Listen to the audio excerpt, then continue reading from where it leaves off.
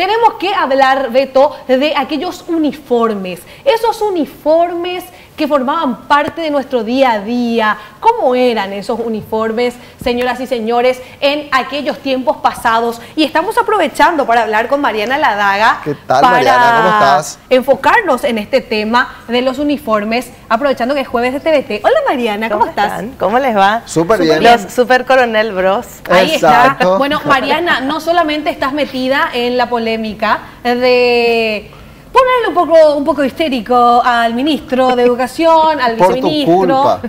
Ella fue, les cuento bien ya. ¿Dónde está? ¿Cuál es mi cámara? Les cuento bien. Esta señorita que ven en pantalla es Yo no hice la nada. culpable de que todos nos enteremos de los errores en los libros de matemáticas del Ministerio de Educación y Ciencias. Yo no hice nada. No, Yo no. solamente encontré unos errores cuando fui a buscar los libros y me los encontré, ¿verdad? Impactada te quedaste, ¿verdad? Sí, realmente sí. ¿Y sabes qué es lo más interesante? ¿Qué? Que yo encontré unos cuantos errores así, pero te juro, les juro, a toda bala. Sí. Porque era una cierta hora, uno tiene la presión para el diario impreso, se tiene que imprimir, valga la redundancia, el diario tiene su tiempo para preparar el material y compañía. Tenía una sola foto para poder ilustrar el material. Entonces elegí la foto que todos entendamos que no era la palabra correcta de Clase, utilizar, claro, bien escrita, etcétera. que es la palabra clase, ¿verdad? Bueno, y escribí el material y se publicó el material. Al día siguiente los compañeros empezaron a pasar al costado de mi escritorio, me iban diciendo, Mariana, eso es material, entonces yo les iba mostrando. Cada persona que pasó por ese escritorio encontró un error nuevo que yo no había encontrado todavía. Vos sabés que, Mirá. Mariana, y por allí nada más, ya que estamos hablando de eso, enseguida seguramente vamos a hablar de los uniformes, pero yo no tuve acceso a ese material. Te ayer. lo doy, está en el escritorio. Pero una persona que sí tuvo acceso a ese material y que le echó un vistazo no solamente ortográfico, sino a nivel pedagógico, me dijo que los errores no son de forma, sino que son errores de fondo, es decir, ni siquiera respeta un proceso pedagógico, en el caso, por ejemplo, del libro de matemáticas. O sea que estamos hablando de un material que se hizo mal de inicio a fin. Completamente. Por eso ahora el ministro pedía un periodo de 30 días que por allí me estaban filtrando, que a mí me sorprendía la cantidad de días, Sí. pero me dijeron que es poco en realidad porque se tiene que hacer de nuevo. No es solamente una corrección ortográfica, los pedagogos tienen que sentarse a hacer los planteamientos con criterio pedagógico. O sea, ¿qué es lo que nos ofreció el MEG entonces? Era un material que era cualquier cosa. Ellos ofrecieron una herramienta que se demostró en la zona de cordillera que dio resultados. Funcionó. Funcionó. Sí. Yo me encontré con unas nenas, alumnas de algunas escuelas donde se estaba utilizando este plan piloto hace tiempo. Las nenas en el lanzamiento, justamente el día que se empezaban a enviar estos libros, a distribuirse estos libros con errores, las nenas estaban muy emocionadas y aprendían a sumar y a restar con unos bolilleros y aprendían a sumar, a restar, a multiplicar y a dividir mucho más fácil de como nosotros lo hicimos, ¿verdad? Sí. Con el cucharón de madera de la, la cabeza, ¿verdad? No, de nuestras mamás. No, ellas tenían ahí todos unos juegos que utilizaban con goma eva y compañía que les facilitaba muchísimo el Sí. aprendizaje. O sea, esa herramienta funcionó en una zona del país y eso es lo que planteó el MEC. Solamente que para universalizar esa herramienta, en el momento en que se utilizó esa herramienta en estos lugares de manera piloto con apoyo de la Agencia de Cooperación Japonesa, los propios profesores con los voluntarios japoneses elaboraron este material. Lógicamente, para universalizar este material, esto tendría que haber pasado por una corrección estricta de todo el proceso dentro del Ministerio de Educación, porque se hizo de manera piloto con voluntarios de la JICA y los que elaboraron el material eran los profesores con los voluntarios. Ajá. Y se imprimieron con fondos de los padres, de las gobernaciones y las municipalidades de la zona. Esto ya era más grande, mucho más importante, No y se el siguió el Ministerio de Educación debió llevar adelante un proceso de corrección, de reestudio, de reanálisis de esta herramienta. Yo por eso le preguntaba el otro día al ministro Eduardo Peta, ¿cuál era el apuro? Si lo importante del material de la herramienta es tal que tiene que llegar con la calidad necesaria como para que dé Claro. un resultado inmediato. Porque es muy linda. La otra herramienta, Leo, pienso y aprendo también, es muy linda, es para aprender castellano y guaraní. Todo está en la web, todos los materiales pueden encontrarse ahí. Hay unos libros de cuentos fantásticos, pero se tiene que implementar con calidad. Si no, Claro. ¿de qué hablamos? O sea, Claro, si estamos no. perjudicando, ¿verdad? Bueno, Eso Mariana, es. más allá de esta polémica de los libros en cuestión, tenemos que hablar contigo de un material especial que elaboraste. Material especial, pues le dicen los periodistas a estas cosas diferentes, ¿verdad? Entonces, esto tiene que ver con los uniformes de antes. ¿De qué se trata, Mariana? Sí, es un artículo de color que escribimos para la revista de ABC que se publicó este domingo que pasó y que tuvo una repercusión increíble en redes. Más de 3.000, 4.000 reacciones tenía solamente ese mismo domingo a la tarde en redes, en una de las redes. En las otras también ese número de reacciones alcanzaba tanta cantidad, porque claro, es la nostalgia de mucha gente que no tiene tu edad. No es tan joven que como es un poquito más grande que Kiara y que en un momento dado de su vida el uniforme, el guardapolvo blanco marcó una historia. Mira esto, por ejemplo, la fotografía que estamos observando. Por impecable, ejemplo, y mira qué joven la maestra y es tan joven casi como los niños. Mira cuál es la maestra ahí, ¿verdad? La que está sentada en el medio, pero porque está sentada en el medio, por eso no sabemos que es la maestra. Porque en esa época, esta es una foto de 1940 aproximadamente, y esta más o menos también de la época, fíjense que los chicos iban descalzos en la foto anterior.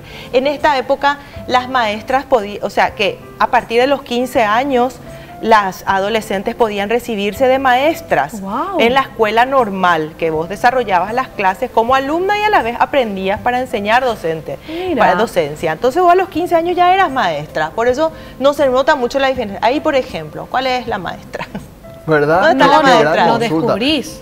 Excepto que miren el uniforme. Excepto que miren el uniforme. Claro eso, que cambia, ¿verdad? Que cambia, porque justamente el uniforme pues tenía ese objetivo. Si ven, todas son las mismas chicas, lo que se modifica es un poco el peinado, obviamente el rostro, pero todas están uniformizadas, excepto una persona que tiene un uniforme distinto, un modelo distinto. Yo te planteo una duda existencial, porque yo me fijo en esos detalles que vos decís y no sé si estoy viendo mal, pero yo tengo dos candidatas que están ahí en el extremo. Sí. No sé cuál de las dos es la profe. Muy bien. O quizá me equivoqué y en realidad la profe está en el otro extremo. Lado. ¿Te das cuenta? Eso es muy interesante, por eso que les decía de las edades, ¿verdad? Que las chicas tenían 17, 15, 16 años, estaban enseñando ya las pruebas. Era entre estas dos, Mariana, pero después me fijé acá y me parece que esta es la profe. Que ella es la profe. Sí. A ver. Esta o esta. Porque fíjate que son chicas del 6º grado, pues, de la escuela normal. Entonces, ¿y cuál es la profe? Y en realidad son chicas del 6º grado de la escuela normal. Y cuando hablamos de la escuela normal, estamos hablando de la escuela que se estaba utilizando para establecer normas. Y eso significa que eran chicas que estudiaban, de hecho, para ser profesoras todas. ¡Qué brillante!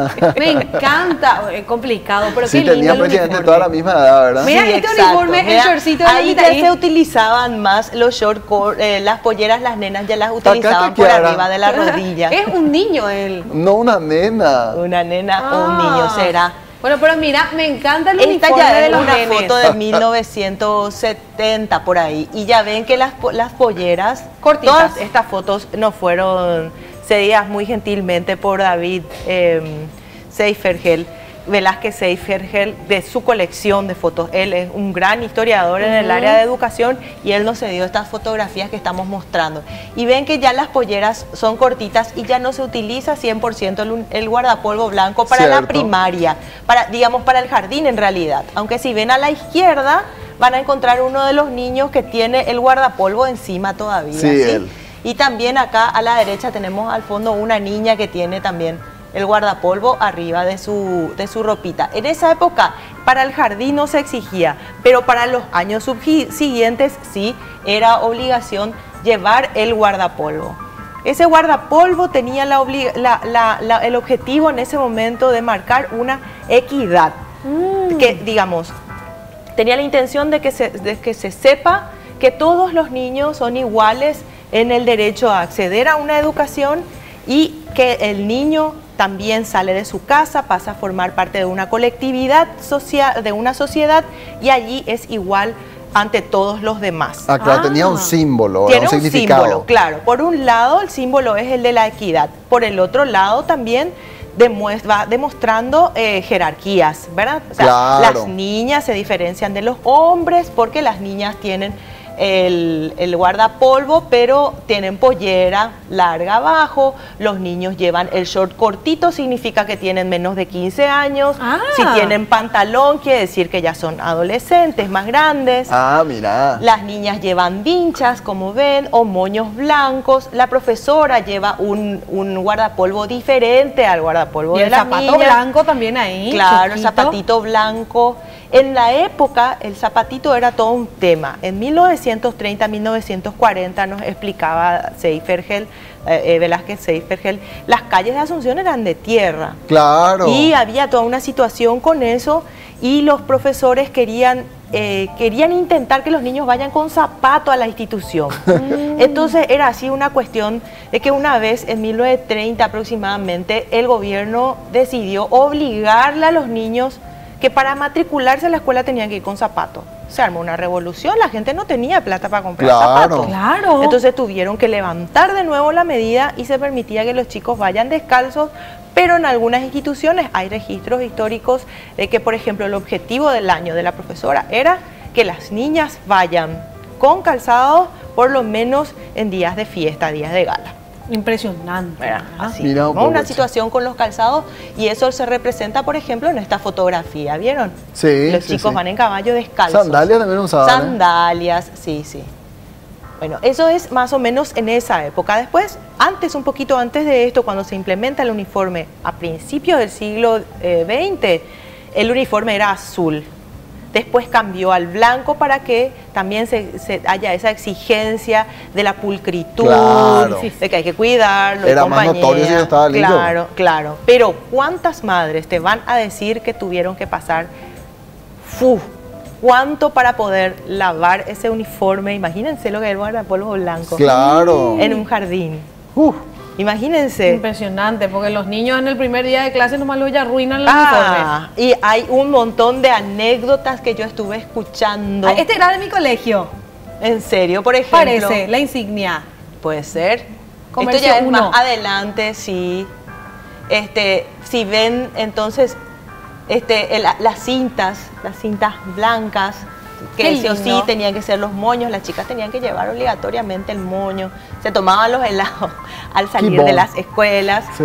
Pero hay unas anécdotas fantásticas. Me decía, por ejemplo, un colega que no se peleó con su profesora, le sorprendió la profesora cuando llegó su primer día de clase ya en la primaria, en el primero o segundo grado, y la profesora le advirtió y le dijo, la profesora, quiero ver que ese uniforme blanco, que ese guardapolvo blanco te dure una semana.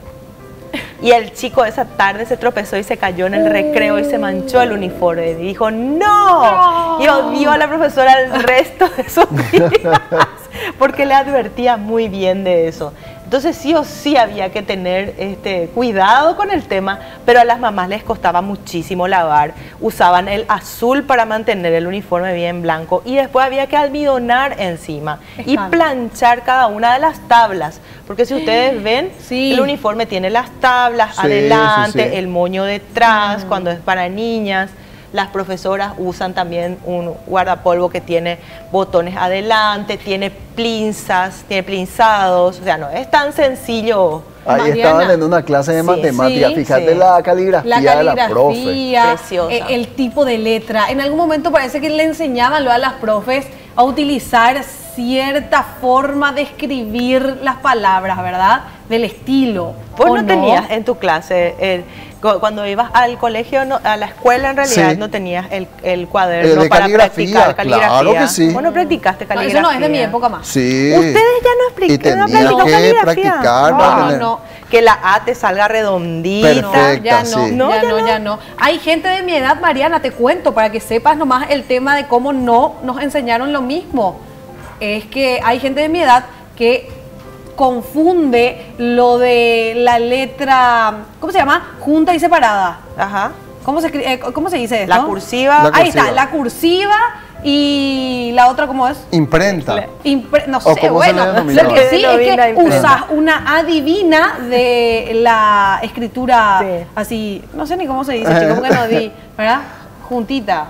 Letra junta. Letra cursiva se llama. Bueno, letra cursiva y después aparece ahí la letra separada, como le decimos nosotros, ¿verdad? Imagínate, Para que veas, hay gente que no sabe escribir así en cursiva. Entonces no tenían calígrafo. No, Qué interesante. no tenía. Pero ahora están volviendo, Mariana.